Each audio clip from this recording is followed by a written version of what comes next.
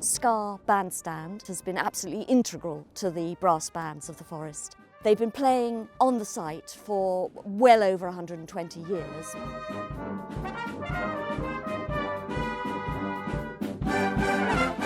I'm Alison Collison. I'm the secretary of Friends of Scarr Bandstand, which is a charity that maintains and restores the Scarr Bandstand, which is a heritage site in the Forest of Dean.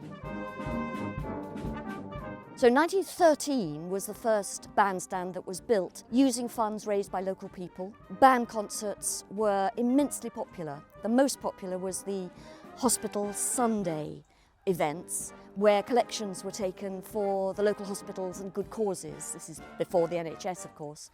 And apparently 3,000 or 4,000 people would turn up and watch the bands play. There were speeches, and then most importantly, money was collected.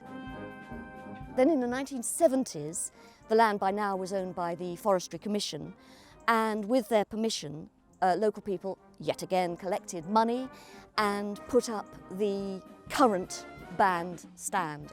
We've got the remains of that now. It had a beautiful shell roof at the time, and bands continued to play until the early 1980s, when, for various reasons, the site became derelict. The bandstand roof was vandalised and had to be taken down. The walls became unsafe. When I first saw the site, the nettles and the brambles were way above my head, and it was just being used as a walk-through for dog walkers.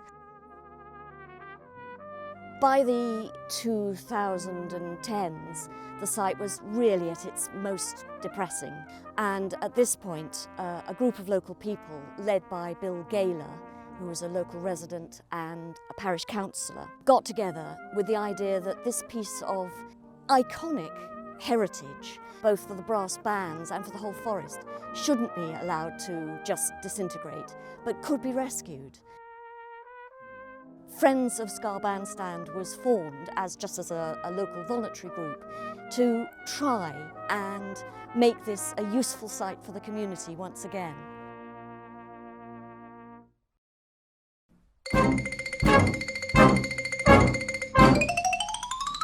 By chance, really, Foresters Forest was setting up that very same year, and Bill Gaylor applied and got some funding from Foresters Forest, which set us off on the path to success.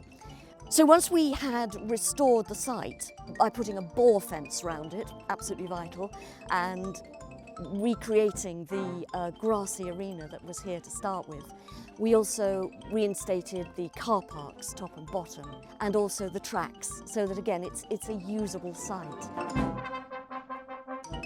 I think the most wonderful experience I've had on the Scarr Bandstand site was our very first brass band concert. Having worked so hard for about 2 years to get the site going, and to book the bands, and to hope that an audience came, and to do all the preparation and everything, and then to see people streaming in. A lot of people. We had over 300 people for the first event during the whole afternoon. And then the band struck up.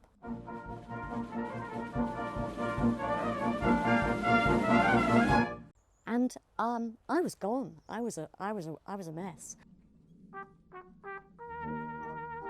To hear local brass band music playing at the Scarr Bandstand for the first time in 35 years, it sounded sensationally good, and it was just magic. It's what the place was built for, and there they were, and there were the local people enjoying it, and it was just stunning.